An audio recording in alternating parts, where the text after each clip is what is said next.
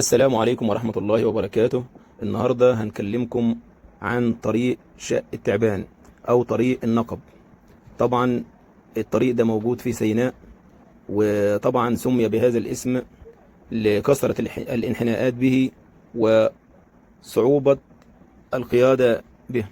الطريق زي ما انتم شايفين متعرج وجبال شاهقة من الجانبين، وطبعا أثناء السيول بتقع الصخور دي وممكن تسد طريق او ممكن تعوق حركة السيارات في هذا الطريق.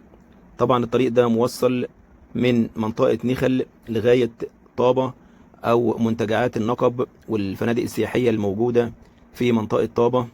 الطريق ده من اخطر الطرق الموجودة في مصر. الطريق طبعا الاول كان فردة واحدة، ولكن هندسة القوات المسلحة المصرية وسعت الطريق الى فردتين.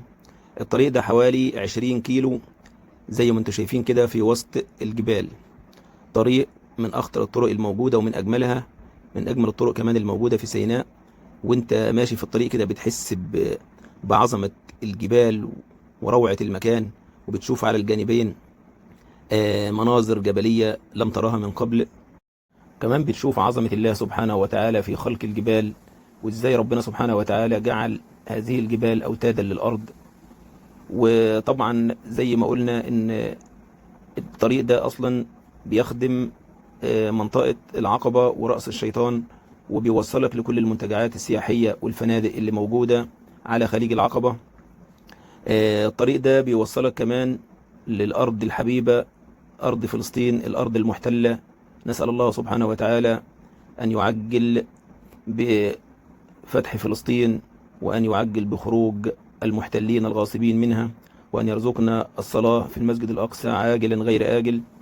وطبعا عايز أفكركم إن شاء الله لما توصلوا طابة ما تنسوش زيت الزيتون، الزيت الطاهر، الزيت المقدس اللي ربنا سبحانه وتعالى تحدث عن الزيتون. وطبعا الزيتون هو الثمرة اللي بيخرج منها الزيت، زيت الزيتون. أقسم سبحانه وتعالى بالتين والزيتون وطور سينين. تلاقوا هناك زيوت نقية وزيوت أصلية وطبيعية. وطبعا زيتون سيناء لا يعلى عليه، لأنه بيطلع على الطبيعة وبيشرب من مياه الأمطار، وأرض خصبة، أرض طهرة، لا فيه كيماويات ولا فيه مبيدات. ونتمنى لكم رحلة سعيدة، ويكفي من هذه الرحلة أنك ترى هذه الجبال وعظمتها ومتعة السير فيها. طريق شق التعبان كان بالنسبة لي متعة وسياحة مختلفة عن كل الأماكن اللي رحتها وعن كل الفنادق اللي اشتغلت بيها. تحياتي ليكم والسلام عليكم ورحمة الله وبركاته.